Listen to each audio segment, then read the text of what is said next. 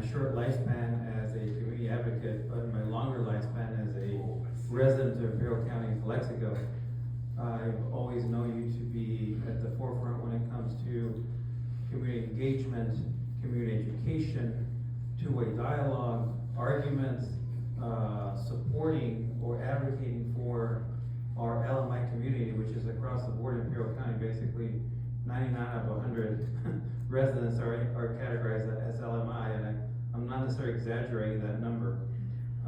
And obviously our fence line communities. So when it comes to that, and related to Lithium Valley and your engagement, and again, I have to acknowledge your better half, Isabel, who's been working with you as well. What has been some of the key takeaways, positive and negative, that our community has expressed to you through this engagement? All right, so we're one of 5 organizations working on, but I can be confident to tell you that we have been the one that has been the most proactive in engaging directly.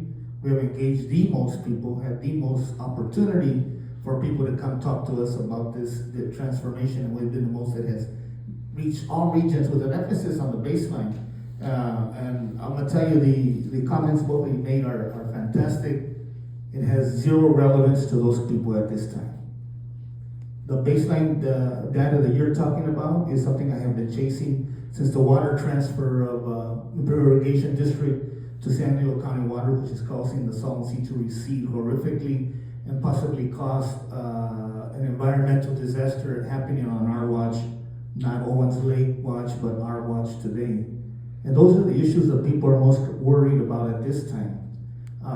Seeing artificial intelligence and everything else that's coming, they want to know how this is going to impact these thousands of trucks.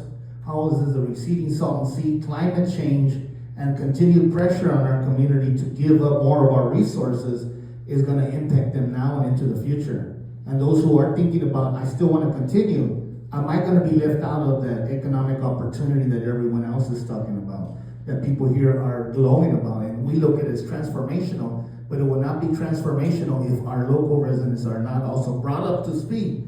We have the low skill set, we have the low education set, we have the worst health disparities, we have everything that's wrong in communities with huge natural resources and huge opportunities sitting right next to a receding Salton Sea that we cannot deny. We have a continued receding of the sea and worse air quality. We've done surveys of our community, 64% are talking about that as their number one issue. Jobs are important, but can we continue to have jobs and sustain our community, especially around that front line? So I thank you for that information, and we can look for that baseline. They want to know how can they become part of the process, because they feel they have been left behind and left out for generations.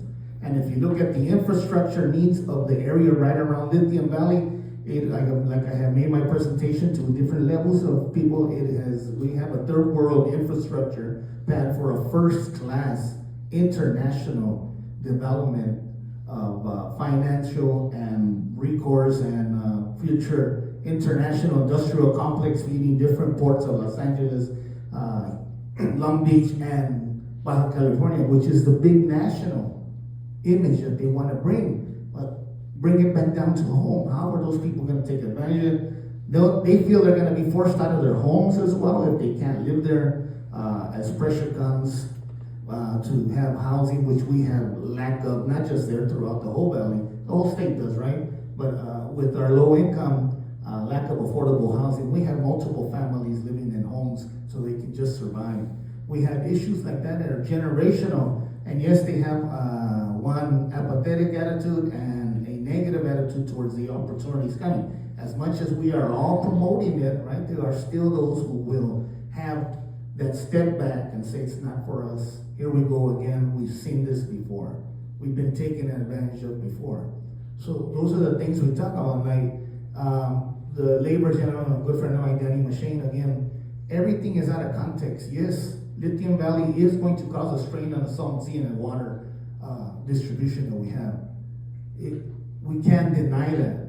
Is there plenty of water? Yes, 2.6 million acre feet of water we get every year, but that's diminishing. There's pressure on it right now to give up more of it.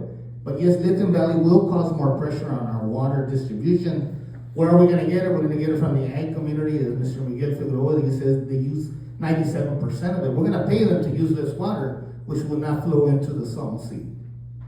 Those are facts, reality. That's what we do to transfer water out of Imperial County that's causing the sea to recede. And we're gonna give up 250,000 acre feet the next 3 years in a row to prop up Lake Mead at the behest of the federal government. Yes, for billions of dollars, that's a community that does not receive, that the irrigation does, it does nothing for the Salton Sea and its impacts. All of that pressure makes people think of this lithium development as, yes, a great opportunity. Will it happen and really help us before we die? And they worry about that. Can we continue to live in that area? I know, Shannon, you have heard those things from people. One person called me in Nyland, the epicenter of it, called me a murderer at a community meeting. And I will have blood on my hands because you know how many gallons of water one lithium EV battery uses to make that battery? And we're just giving them information. But that's how passionate, how hot some of these things are, because people are giving fed information out of context. They're being told that the sea will die because of lithium. No, the sea will recede because of climate change and our water transfers. And Los Angeles and Phoenix and Las Vegas and the political and economic power continue to want more of our water, which they will get eventually. And these next 3 years that we give up 250,000 acres to prop up Lake Mead, they're saying, well, you've proven you can live without it. Let's just continue. That's my biggest fear. Now you're going to see a horrific environmental issue at the Salton Sea. Well, I hope we have a happy day.